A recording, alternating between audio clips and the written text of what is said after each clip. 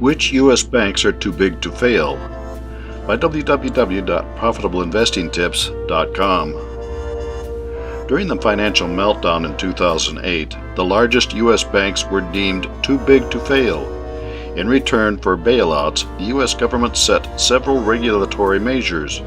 One of them was the so-called living will, which is a plan for how to successfully handle a bankruptcy. The news today is that 5 of the largest banks failed this test.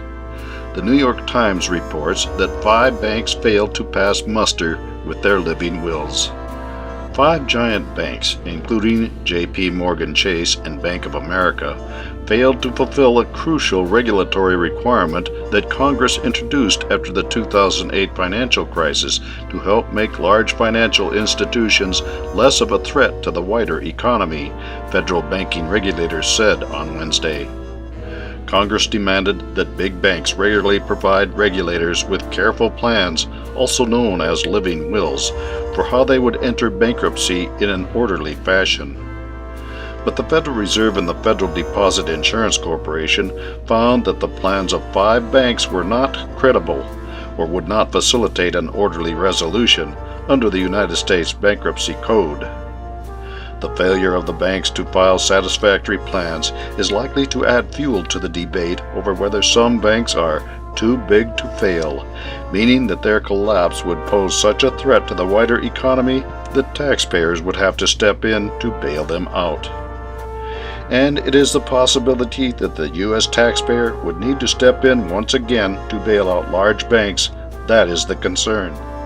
This is especially the case that banks' problems are all too often of their own making. In regard to size, which banks are too big to fail? 10 largest U.S. banks. Bankrate.com lists the America's 10 biggest banks by assets. In the years since the financial crisis, the nation's biggest banks have grown substantially bigger.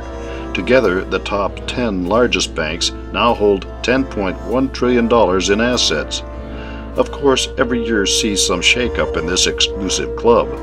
Larger banks trade places with one another, and smaller banks drop out, replaced by faster-growing rivals.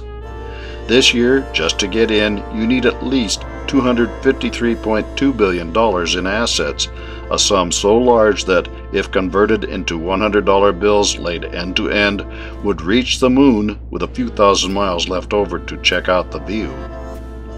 Here are the 10 largest banks in the U.S. by assets according to the latest numbers from SNL Financial, a financial industry research firm. Number 1. JPMorgan Chase & Company, $2.42 trillion.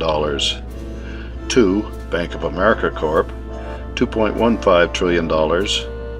3. Citigroup Inc., $1.77 trillion. 4. Wells Fargo & Company, $1.75 trillion. 5. U.S. Bank Corp., $415.94 billion.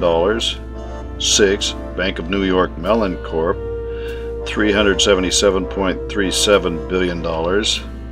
7. PNC Financial Services Group, Inc., $362.13 billion. 8. Capital One Financial Corp., $313.7 billion. 9. HSBC North America Holdings, Inc., $291.61 billion.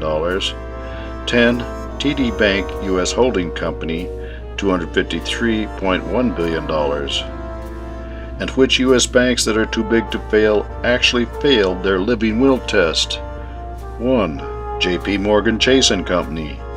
2. Bank of America. 3. Wells Fargo. 4. Bank of New York Mellon. 5. State Street. At the top of the size list, only Citigroup passed. These banks have until October 1st of 2016 to fix their living will plans. Let's all cross our fingers and hope that the financial system does not crash before then. For more insights and useful information about investments and investing, visit www.profitableinvestingtips.com.